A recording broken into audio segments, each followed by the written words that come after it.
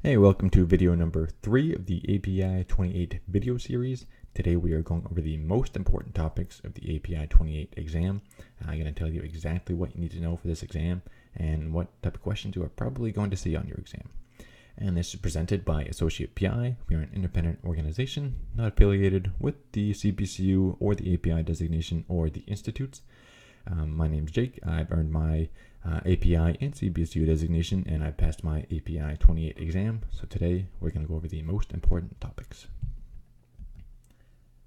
And as I mentioned, this is video number 3 of our 4-part video series. If you want the other videos, you can get them at AssociatePI.com/videos. All right, this is going to be a bit of a long video. There's a lot to cover here with the most important topics, so I'm going to try and get through it quickly. First off, the exam format, all multiple choice. That's good news. And there's only 55 questions. So 55 total, broken up into 2 sections, Part A and Part B. Part A questions are concept questions. It's going to be based on a definition or concept. Part B are case questions. These are scenario-based questions that put you in the shoes of an underwriter. You have to make an underwriting decision based on a real-life scenario. So there's a couple of common question formats from the API and CPCU exams. They're typically going to be formatted as the 4 that you see here. Formatted saying which of the following blank, which of the following is not blank, which of all of the following are true except, and lastly, the most difficult type of question is a case question. It's saying which of the following would you recommend? So you are an underwriter. You have to underwrite a product for a given scenario-based question for a real-life example. So let's take a look at how these might be formatted in real exam questions. So here they are, those 4 examples that I just listed in real exam question format. So like I said, example 1, it says, which of the following describes a moral hazard? And you have to select from the 4 multiple choice answer options with which describes a moral hazard. Example 2, which of the following is not a regulatory guideline when assigning an insurance rate? So you have to select which of the answer options is not a regulatory guideline. Example number 3, all of the following are covered by the miscellaneous type vehicle endorsement except, that's a type question.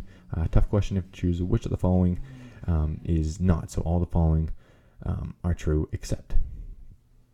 And lastly, the most difficult type of question, a question that you'll probably see on Part B of your exam, a case question. It's a scenario-based real-life example question.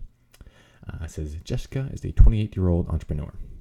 Jessica manages her own marketing firm from her home. She recently purchased her first home near a busy highway. The home is 10 years old, has a fenced pool, has a fenced-in area for her dog. What will be the primary concern for an underwriter analyzing Jessica's home for potential liability loss exposure? So you can see how this type of question is tough. It gives you a ton of information. You have to act as the underwriter to review this scenario and figure out what is the most concerning and what is the most concerning for a particular liability loss exposure. So there's other exposures here, but you have to know which one is concerning for liability loss. So that's the exam question format. That's a breakdown of the API 28 exam format. Now we're going to get into the most important topics of the exam. So we've covered this in our video series many times, but the most important topics are the 30 insurance products. So we've personally counted, there's over 30. You have to know all of them and how to underwrite each. So we're going to get into a couple of them. The most important on the API 28 are these 6 personal insurance products and how to underwrite them. So we're going to cover each of these in more details in the subsequent slides, but we're going to go over the automobile, both liability and physical damage underwriting, the homeowner's insurance policy, both dwelling and liability underwriting considerations, the umbrella policy, and the watercraft policy, and how to underwrite each. So I highly recommend you pay attention to this video, memorize these 6 insurance products and how to underwrite them, because this guarantees a couple easy correct answers on your exam. And remember, there's only 55 questions on this exam. So if you get 5 questions right from this video, that's a pretty substantial amount. You're almost done your exam at that point. So let's get into it. First topic is underwriting automobile liability. So this is a very important topic. You have to know how to underwrite the automobile policy, in particular, the liability exposure. So I'm not going to read every single sentence on this slide. There's a lot to know here, so feel free to pause the video and read through it. We'll give a full definition of liability and how to underwrite it, but essentially what you need to know is the considerations that an underwriter must take when reviewing the risk of an auto liability loss. So the three primary factors when underwriting for auto liability is the automobile usage, which includes things like mileage, the usage of the vehicle, and where the vehicle is driven, the driver, so the driver age, ability, employment, and driving record, and the safety features of the vehicle, such as the crash testing, restraints used in the car, and the size of the vehicle. So that's the important topics and how to underwrite automobile liability. The next most important topic is automobile physical damage. So again, you have to know how to underwrite an automobile, both the liability aspect and the physical damage aspect. So again, not going to read through everything on the slide, but you can pause the video and take a look at each. What I will touch on is the 6 primary factors that you have to know, so the underwriter should analyze these 6 factors when reviewing a automobile policy for physical damage. So they should underwrite the theft probability, the vehicle age, vehicle characteristics, vehicle condition, vehicle size, and vehicle type. And you can see next to each of these bullets, there's a big list of things that you have to underwrite for each. So for example, vehicle characteristics, the underwriter should consider the braking, electronic stability, horsepower, lighting.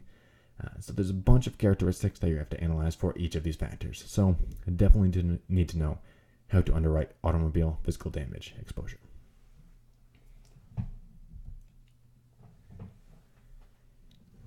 The next most important topic is underwriting the homeowner's policy, in particular, homeowner's dwelling. So the dwelling is the home, the physical structure that's being insured. The underwriter, you have to know the primary considerations of an underwriter when analyzing a home. So in this case, when analyzing the physical home, the underwriter should consider the age of the home, the construction used to build the home, the electrical system of the home, the heating system of the home, and the roof condition. So those are the primary conditions when underwriting a dwelling. So definitely need to know how to underwrite a dwelling. Sticking to the homeowner's policy, you also have to know how to underwrite the liability of your homeowner's insurance policy. So this is more related to the owner of the home. So the person that owns the home, you have to underwrite them to figure out what is their liability exposure. You also have to underwrite the dwelling and the residence again to see if there's exposure for injury on the premises. So the factors that an underwriter should consider when underwriting the liability exposure of a home is the homeowner activities, the homeowner's employment, and the condition of the residence. So you can see next to each of these bullets here, there's activities and aspects of the home that you need to underwrite in particular, such as does the insured host liquor-related activities, such as parties or sporting events on the premises. This increases liability because people are visiting the home and at risk of getting injured, especially when drinking alcohol. Also have to know about the maintenance of the property and property upkeep. Is there, for example, stairs without a railing, or is there a big hole in the yard where somebody could trip and get injured, and leave the insured open to exposure for liability? So when underwriting a home for liability, you have to know these exposures. For the exam, definitely have to know the underwriting considerations when reviewing a homeowner's insurance policy for liability loss exposure. And the next important topic is the umbrella insurance policy. So you've got to know what the umbrella insurance policy is, and when underwriting umbrella, you should also consider the factors of the coverage that's provided, the coverage gaps, the exposure to a large loss, and the loss exposures faced by the insured. So definitely want to know the primary considerations of an underwriter when reviewing an umbrella liability loss policy. And lastly, the most important topic, another important topic of this exam is Watercraft. So this is another important personal insurance product. You have to know how to underwrite a Watercraft.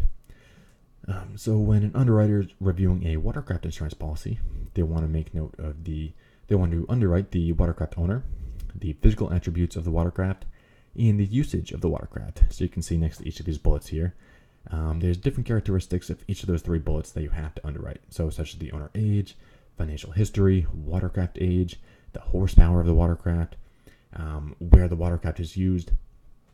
So the underwriter is going to review a lot of these characteristics when determining the acceptability of the watercraft insurance policy.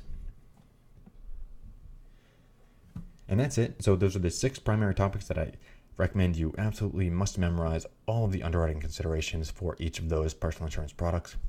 That's only 6 of the 30 that you need to know. And that's kind of exhausting to talk about all of them, but there's more than just those 6.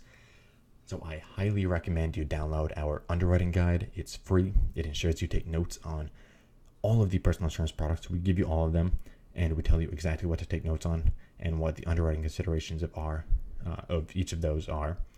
The most important part of the exam. So highly recommend you download that at AssociatePI.com/practice exam. And with this, we'll also send you a free practice exam for the API 28 exam and our free study guide. So get that at AssociatePI.com/practice exam.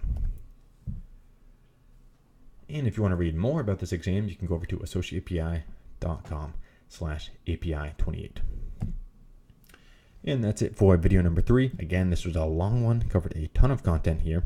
If you want to see the other videos in this video series, go over to AssociatePI.com/videos. And that is it for the 3rd video of the API 28 video series. I will see you on the next video.